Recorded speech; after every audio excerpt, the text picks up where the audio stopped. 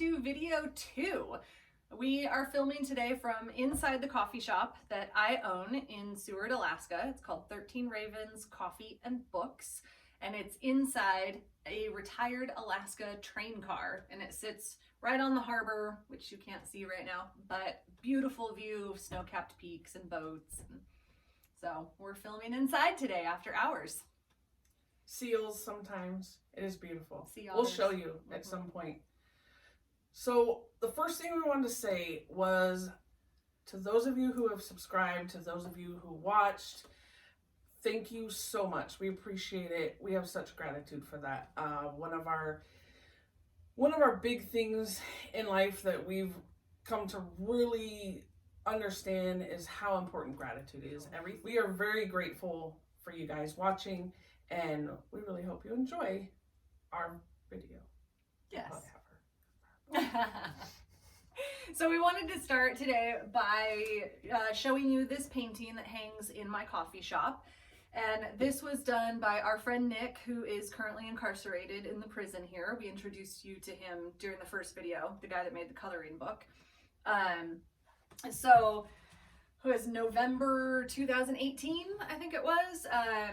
One of the other inmates, Matt, and I organized, co-hosted a town hall meeting, and that's what this is from. This flyer here is from that meeting, and what it was is we invited the entire community into the prison to interact with the inmates, and we, different guys talked. I emceed the whole evening. Were you there? I was not. There or not. I Yeah. believe I was working or Yeah. something. I wanted to be there, but no, I was not able to go. It was a really great night.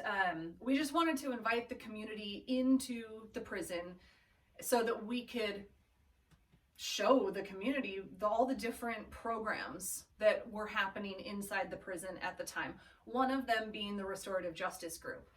And so that's what this flyer is from. Matt and I organized this whole evening, invited everyone in, and it was a crappy November night. November is the worst month in Alaska, other than March. But, pretty much the whole town showed up. I heard there was a bunch of people. Yeah, it was amazing. And it was raining so hard that night, and it was so dark. And driving out of the prison is like a 15-minute drive out of town, something like that, on a windy road. Windy, hilly road. Mm-hmm. And many so, times icy. Yeah, I'm surprised that many people came. So the evening was fantastic. It was a huge hit, and Nick made this painting for the evening, and then we had everyone that came to the event sign it. So that's what, if you can see, all these signatures are from. Nick's is right here at the bottom. Mm-hmm. So 2018. Oh yeah, November 2018. Want to go to prison? I love that. Did you put this together? No, Matt made that. That's awesome. Yeah. Want to go to prison? Yeah, so that was the flyer that I put up around town. The guys made these and then printed out a bunch of copies, and I put them up around town. This was the flyer from that evening, just kind of like showcasing what we're gonna do and tonight's topics. What did you do? What is restorative justice? We started out with me, like I said, I was the MC, and we started out with me just telling my story about my brother's murder and the reasoning behind why I volunteer in prisons. And then Matt, one of the inmates, he got up and explained the whole restorative justice initiative. And then several of the guys got up and talked about different things, and then we opened it up to the community members for questions. And it was so funny because at first everyone was super shy, and I'm up there with the microphone, and I said, "Okay, who has questions?" And everyone was like, "Don't look at me. Don't call on me." But once, everyone was nervous, and so once we got the questions flowing, they just did not stop, and we ended up having to kick people out because we were supposed to end at 8 p.m. so the guys could be back in their cells for count. Right. And people just kept asking questions, and like they got super into it. That's awesome. And finally the superintendent had to be like, "Okay, we're done." So were all the prisoners wearing prison clothes? No, interestingly enough, there were about 40 of the prisoners that participated, and most of them were wearing their yellows, but we decided to do a little test thing. We put a few of them in like regular clothes because we wanted to see if the community members would shy away from the guys in yellow or be drawn to them because of that morbid curiosity, you know? And we were thinking, fear. yeah, if, and if fear they shine for away, sure. Fear. Yeah, and so we were thinking that the community members would kind of shy away from the guys in yellow. Not the case at all. I mean, it was like moths to a flame. They were like, ooh, inmate, I want to go talk to them. And so the guys wearing street clothes, they felt so left out that eventually they went back and changed into their yellows, and then, hey, we're prisoners yeah, too. I'm a prisoner too, talk to me.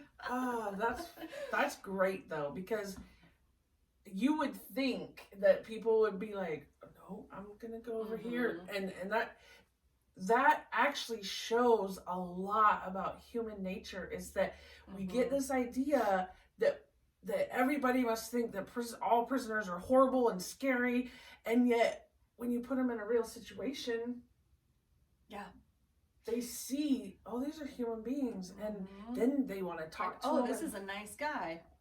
You know, like, it was really eye-opening for me. I went into the prison earlier in the day to help set up, because the event was held in the visiting room. And so I went in earlier in the day to help set up, and the guys had made snacks and brewed coffee, things like that. And so we got everything set up, got the whole place decorated, and all the chairs set up, and then we still had time to kill before, maybe that's not the right. That's awesome. Oh, if they were watching, they would appreciate that. They would totally crack up. We still had some leftover time before all the community members started arriving. And so I'm sitting at the table with probably 15 of the guys, and they all were kind of abnormally quiet. And they're all sitting there, and they're all like, you know, hands folded on the table, their knees bouncing up and down with nerves, and no one's saying a word. And I finally said to them, like, how are you guys feeling about tonight? And they all kind of glanced up at each other and then looked at me, and one of them said, really quiet, he said, what if they're mean to us? Wow. And that stopped me in my tracks, because for the several weeks leading up to this event, I had community members coming into my coffee shop and saying, like, I'm really nervous, you know, to interact with these guys. What should I expect? And, you know, the community was nervous about interacting with inmates. Right. I never stopped to think how the guys felt about interacting with the community members. And so when he said, what if they're mean to us? It was like walking into a brick wall. I mean, these guys, these hardened, tough criminals, were terrified of people in the free world and worried that they were going to be mean to them. It really, I mean, it kind of broke my heart a little bit, and I didn't know what to say to them, because I didn't even think about that. Right. No, that's why this stuff is so good. And let me just say, unfortunately, this is not going on anymore. The events and stuff, and programs. It's really sad. Yes, there's COVID, but there's also, I'm just gonna be blunt, there's a whole other political party in office, and with that comes a new commissioner, and then in a way, it's like a whole nother set of rules. It's like, oh, here you go, this is what you were doing, but now we're taking over and we're gonna do this instead. And it's chaotic. There's no consistency in that. But the fact that this was happening in the community, to get the community involved with prison, with the guys in prison, and just what could be built there, what relationships could be started, what things could open up for healing, for change, for understanding, for tools for these guys, for any of that, gone. Well, and it's really amazing. I've been working seasonally in Alaska since 2003, and then I've been here year round for 4 years now. And the only maximum security prison in the state is here in our town, and not many people know that. I'm surprised by how many people don't know there's a prison in Seward. Because it is such a seasonal town. You have these young kids who come in for 3 to 4 months to be kayak guides or whatever, and they don't know anything about Seward. They don't know that there's a prison here. And even people who have lived here for decades, I mean, people who were born and raised here, know nothing about the prison. And that was really surprising to me. And so after this town hall meeting that we had, it was so beautiful what came out of this night. So there was a dog training program at the prison, and you know, we live in Alaska. Winter here is sloppy and cold. And so the local outdoor store, after this event, donated a pair of winter boots to every single guy that was part of the dog program, because they're having to go out into the yard more often because of the dogs. The local journalist, she started accepting writing submissions from the guys. They would mail them to her and she would publish them in her newspaper. You know, people joined the running club, like local people just going to the prison to run the track with the guys. And it really created this sense of community and kind of brought the two separate communities, the prison and Seward, brought them together. I mean, these guys are counted in our census. They are part of our population, and nobody knows anything about them. And so this event really kind of closed that divide on some level. So what I find interesting is the fact that a lot of these guys, they're not there for life. There's some, but a lot of them are getting out. And because for so long they're tucked away from society, no community interaction at all, and so then they get out and that whole thing of what if they're mean to us, so they go out into society and they feel like society hates them, like there's no chance for them, like they're losers, like, oh, everybody's gonna be afraid of me, you know. This whole thing was a great beginning of helping that whole situation, so they would start to feel worth, which then it leads itself to a whole nother journey. And man, it's so important, because you can't throw people away. They're gonna come back. Not that you should throw people away anyway, but you can't throw people away. They're gonna come back, and I'm gonna refer to this or say this over and over and over, I'm sure. How do you want them coming back to the communities?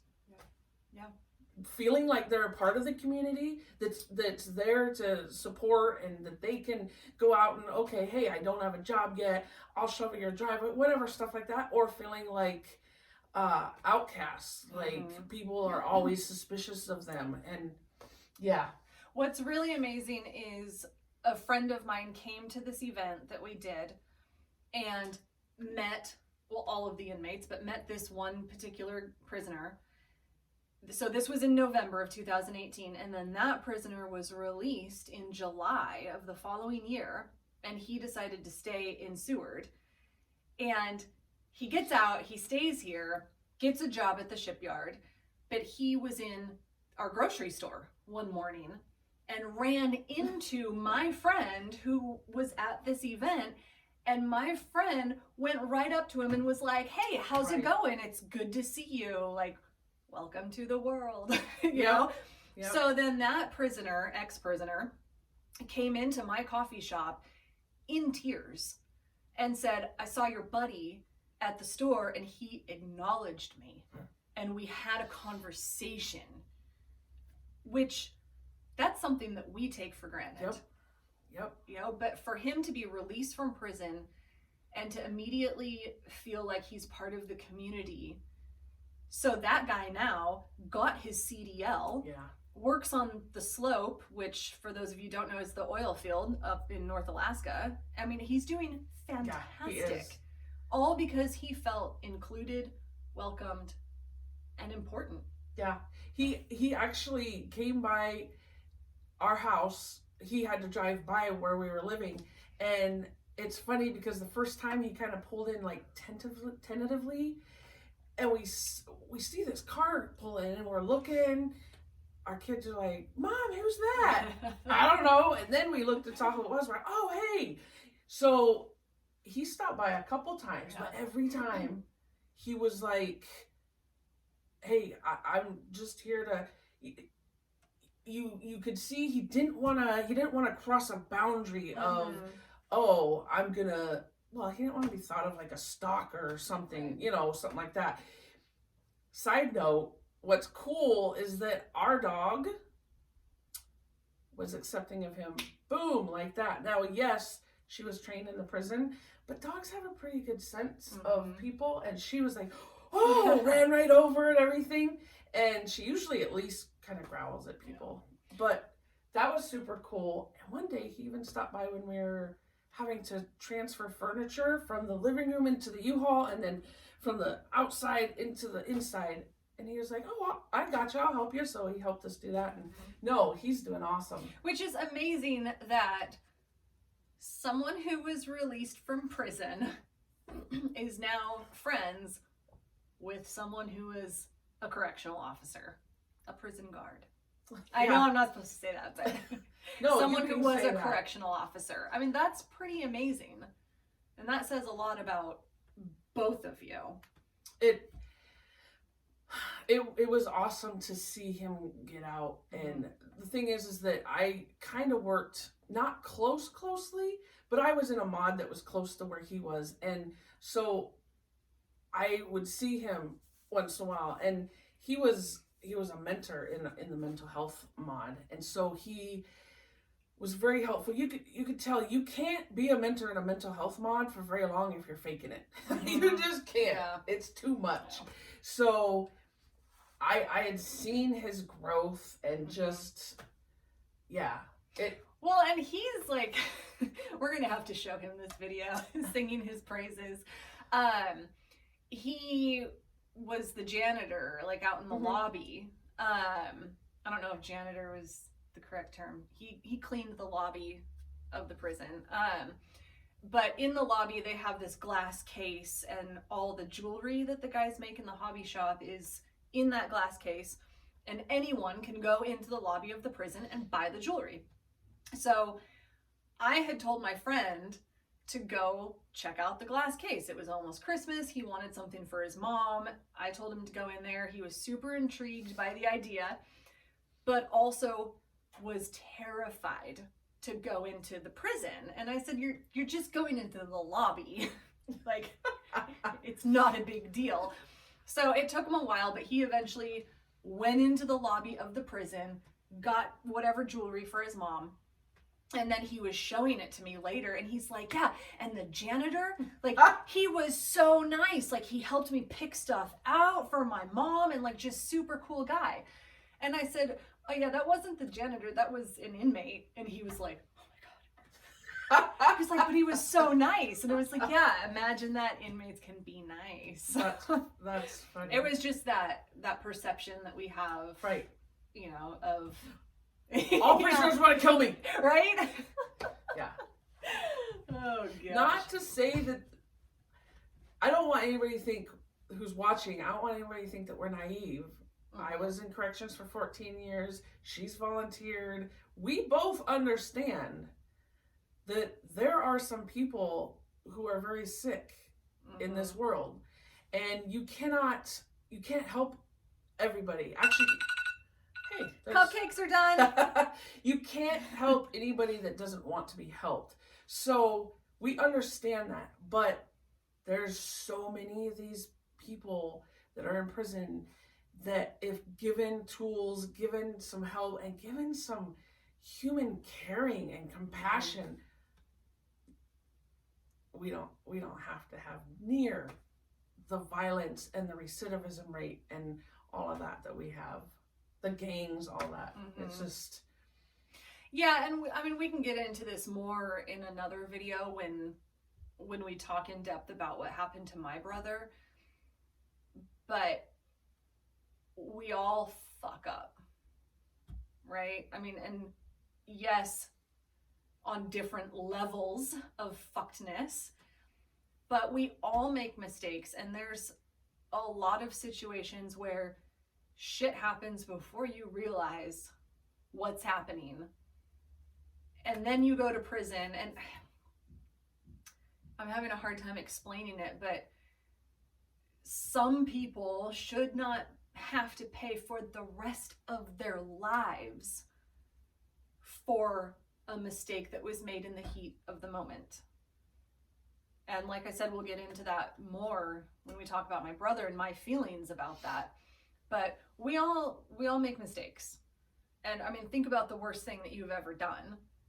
And do you want to be judged and outcast from society right, forever because of something terrible that you did? And yes, we have never killed anybody, but we've hurt people on probably pretty deep levels. I don't believe Liberty has. I'm thinking, what? You're not perfect? No, it's crazy, because I will tell you right now, there are a lot of people, ex-coworkers included, who could easily be in prison. Oh yeah. For DUI, killing someone when they're driving drunk, things like that. And yet, I think a lot of people think, couldn't happen to me. Couldn't happen to me. That won't happen. That just happens to those poor dumbasses or whatever. There's a lot of people who are very fortunate they're not in prison for a long, long time for a lapse in judgment, which, yes, we're all responsible for our actions. And again, we'll go deeper into that because that's going to be a hot topic. That's going to be awesome. But there's... I'm sure that some of you watching are thinking, yeah, I mean, this could have gone wrong. This could have gone wrong. Yeah. There's so many instances where we could all end up in prison unless you're perfect, which if you're perfect, we're sorry for saying fuck. Just throwing that out there. So. Oh, jeez. But no, I look back at the difference of when I just started, and actually that'll be on our very next video. We're going to talk about kind of our entrance to prison and the thoughts we had that or our what is that word? Preconceived notions. Our preconceived notions, and then what was. Yeah. Which is so true in so many aspects of prison. But it is interesting if you think about how, just like you said, what if they're mean to us? Wow. Wow. That right there should speak volumes. Yeah.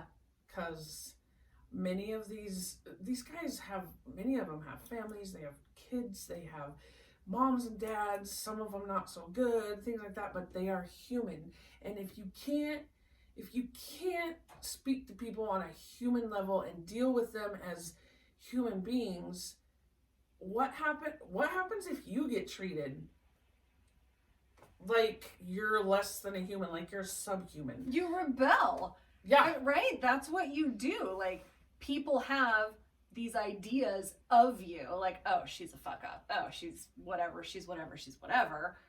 It gets to the point when, if enough people feel that way about you, you're kind of like, oh yeah, I'll show you. Gloves off. Yeah. Watch this fuck up. Yeah.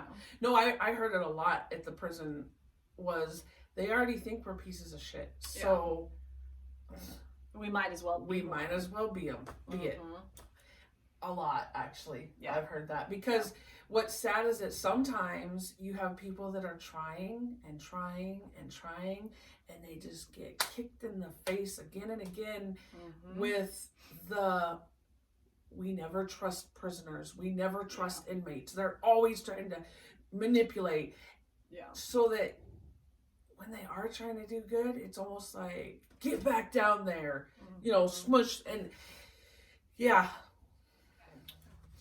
So what really makes me sad is that this stuff does not happen. Regardless of COVID, there still could be some kind of program stuff going on. And as we said, we're going to keep this real.